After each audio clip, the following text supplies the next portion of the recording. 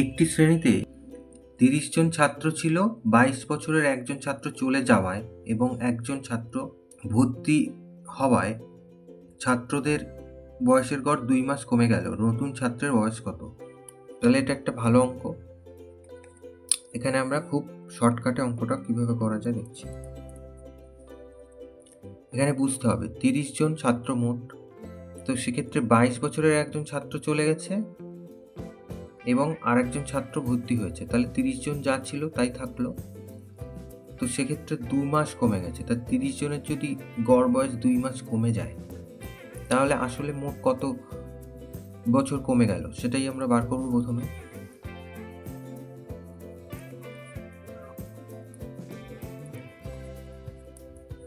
তাহলে ৩০ জনের গড় বয়স ২ মাস কমে গেছে,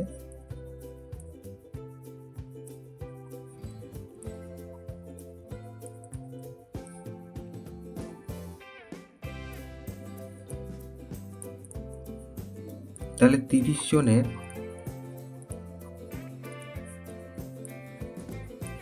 মোট বয়স কমে যায় কত?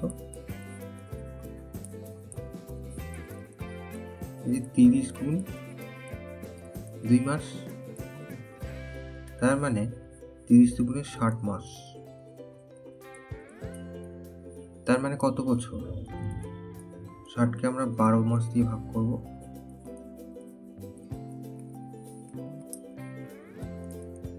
মানে হলো ৫ বছর। তাহলে ৫ বছর কমে গেছে।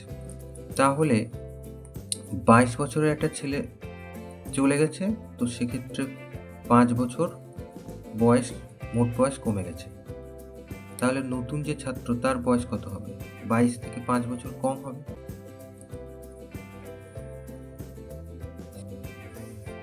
তাহলে অতএব নতুন ছাত্রের বয়স ২২, তার থেকে ৫ বছর কম, তার মানে ১৭ বছর। এটা হচ্ছে উত্তর। তাহলে খুব শর্টকাটে হয়ে গেল, তাড়াতাড়ি।